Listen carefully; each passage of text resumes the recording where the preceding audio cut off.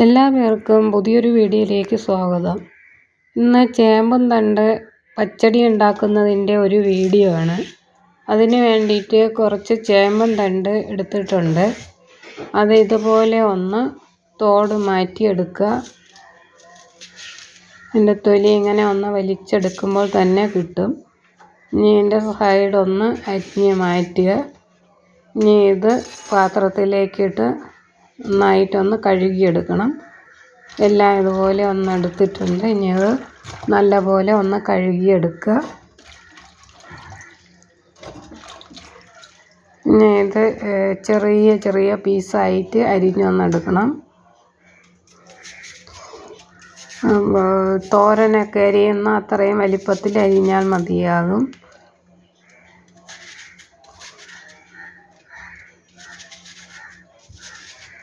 ചെറുതായിട്ടൊന്ന് അരിഞ്ഞെടുക്കുക.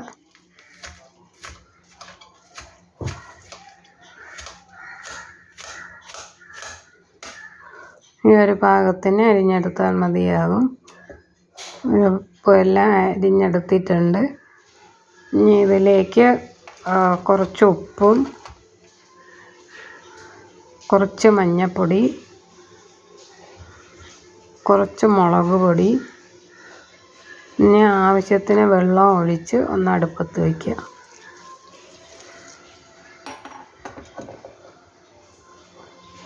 നല്ലപോലെ വേവണം. ഒന്ന് ഇളക്കി കൊടുക്കുക.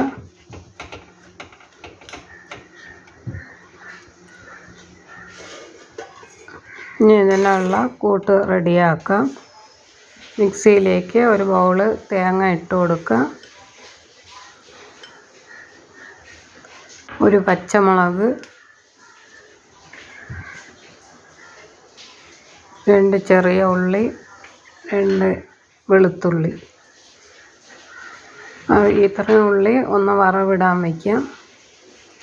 ഒരു തണ്ട് കറിവേപ്പില, കുറച്ച് ജീരകവും കൂടി ചേർത്ത് കൊടുക്കാം. ഇനി ഇത് ആവശ്യത്തിന് വെള്ളം ഒഴിച്ച് നന്നായിട്ടൊന്ന് അരച്ചെടുക്കാം.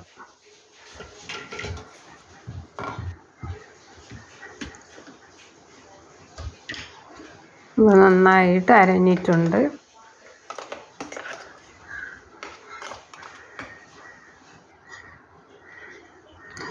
അതിലേക്ക് ഒരു കഷ്ണം പുളിയും കൂടെ ഇട്ടൊന്ന് അരയ്ക്കാം.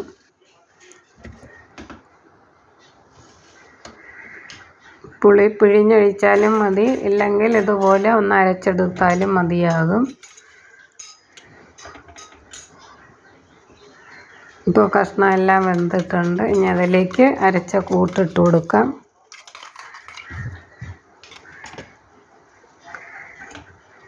വെള്ളം ആവശ്യമുണ്ടെങ്കിൽ മാത്രം ഒഴിച്ചാൽ മതിയാകും.